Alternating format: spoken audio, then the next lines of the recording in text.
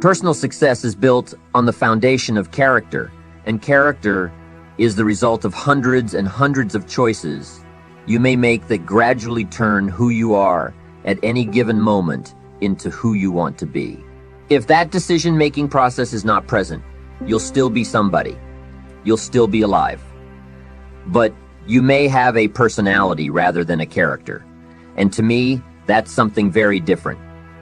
Character isn't something you were born with and can't change, like your fingerprints. It's something you weren't born with, and that you must take responsibility for forming. There used to be a joke about football teams that lost every game. The coach would say, "We built a lot of character this year, didn't we?" As if character is something that you settle for when you haven't achieved what you really wanted or automatically develops as a result of adversity. I don't buy that. I don't think adversity by itself builds character, and I certainly don't think that success erodes it. You build character by how you respond to what happens in your life, whether it's winning every game or losing every game or getting rich or dealing with hard times. You build character from certain qualities that you must create and diligently nurture within yourself, just like you would plant and water a seed or gather wood to build a campfire. You've got to look for those things in your heart and in your gut. You've got to chisel away in order to find them, just like chiseling away rock to create the sculpture that has previously existed only in the imagination.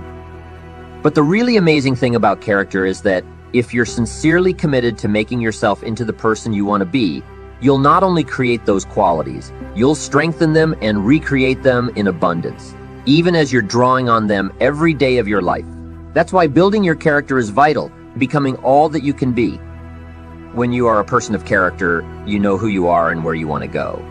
You've already spent a great deal of time thinking about it. You've been working on the parts of your personality that will make you better. Your attitude, your health, your time management skills.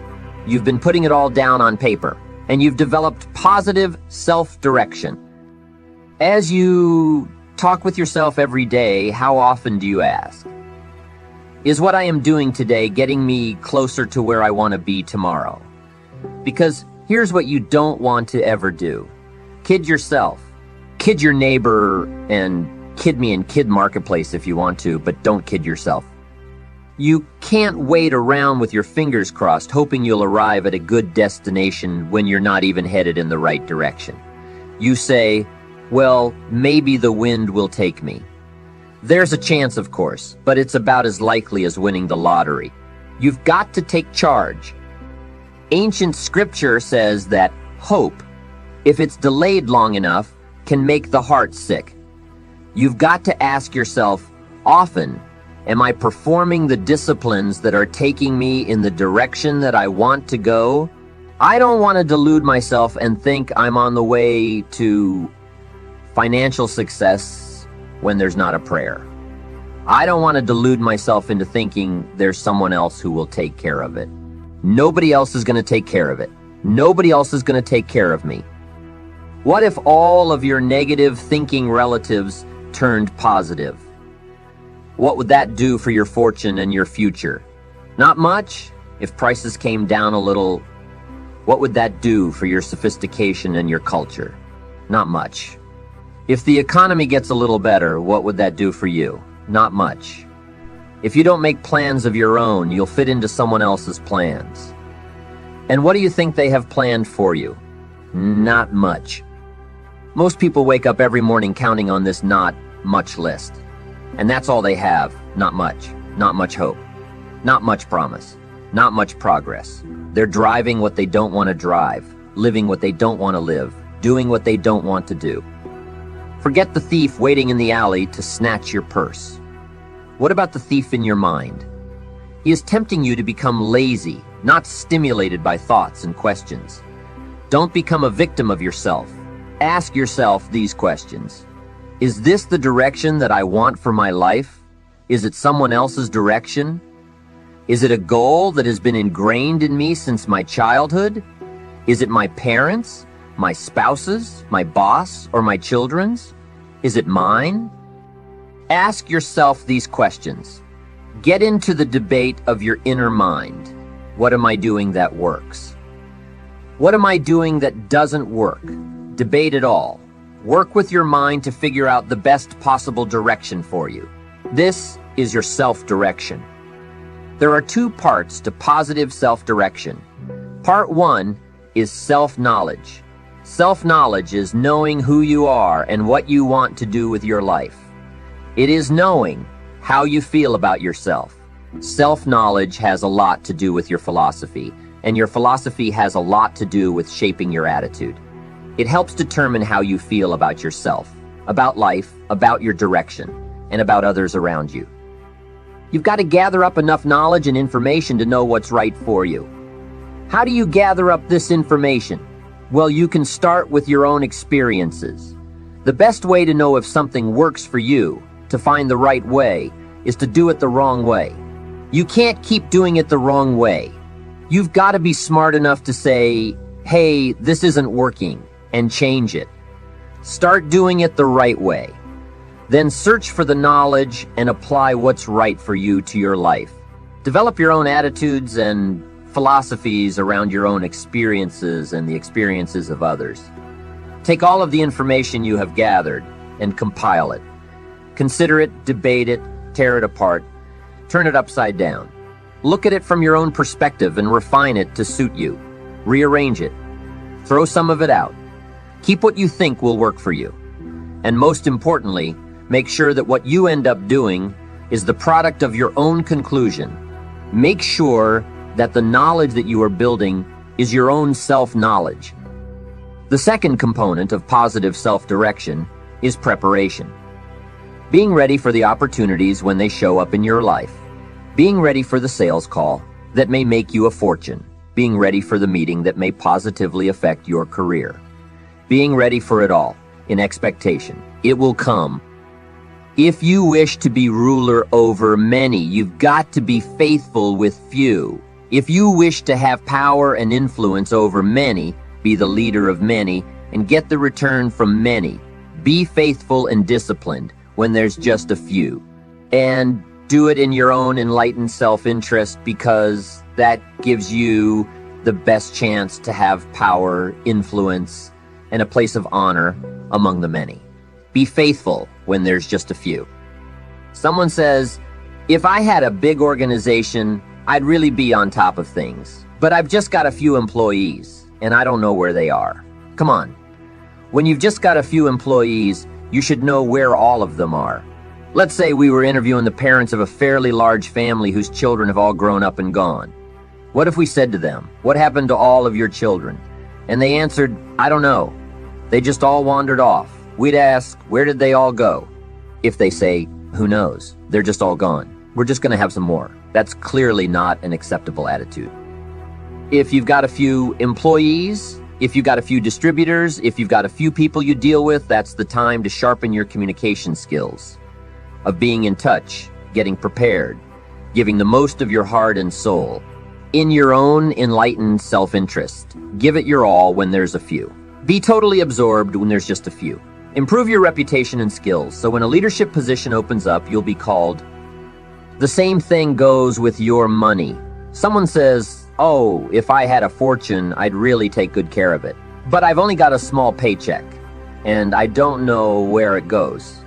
Nobody would ever respond to the person who says, I don't know where it all goes, with, oh, we'd love to have you run our company, or you don't know where it all goes. Wow. You should be in charge of the world. Come on. Positive self-direction means paying very close attention to every dollar you have, really keeping track of where they come from and where they go. Create the discipline when the amount is small, and you'll be on your way to handling your money when the amount is large. Be ready for tomorrow by doing all that you can today. That's positive self-direction. In many ways, you are already a tremendous success. And it's important to take the time to appreciate what you've accomplished on the path to becoming all you can be.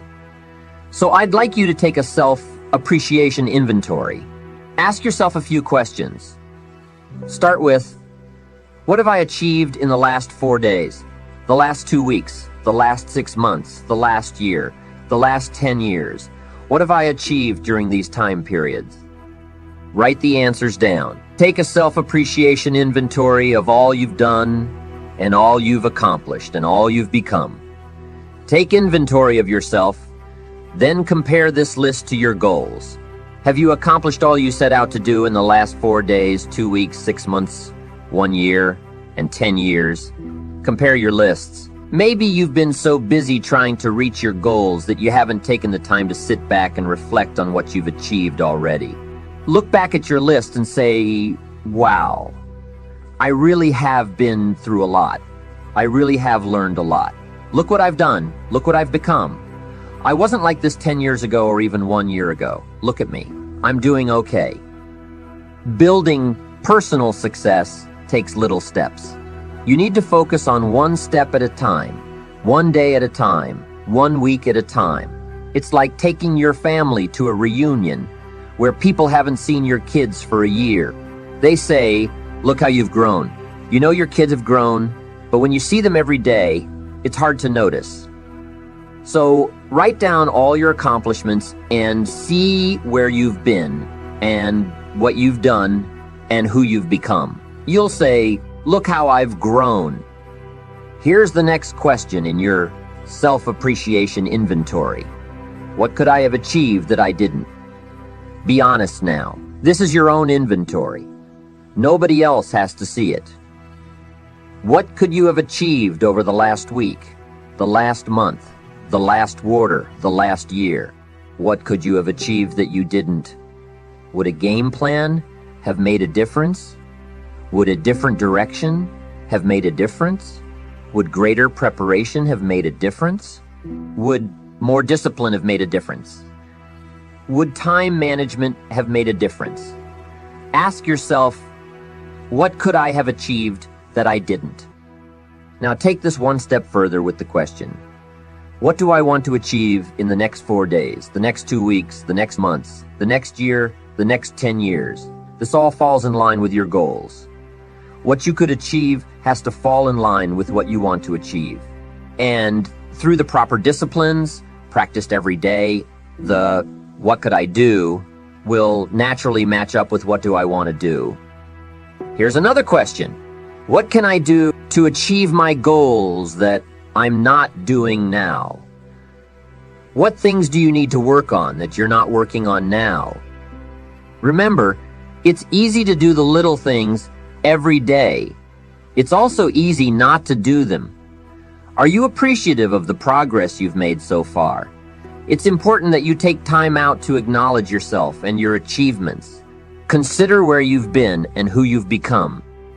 Self-appreciation is a stage in personal evolution that demonstrates maturity and resolve. It comes from already being firmly set on the course of positive self-direction. You know you're on the right track and you have a wonderful blend of humility and self-esteem. You know that you're accomplishing your goals. And you know yourself enough and are confident enough to avoid needless bragging. Self-appreciation also says that you admit there's room for improvement. You know that you're on the right track, but you admit the need for continued growth. You seek out more books, more seminars, more skills, more disciplines, a greater awareness, and a bigger vision. There's always more room to grow. There's always more knowledge to gain, more skills to perfect. We're never done with the education process, because education is part of the path to wealth. Education is part of the path to health. Continued education can turn you around if you're headed in the wrong direction. We must never stop learning, growing, and expanding.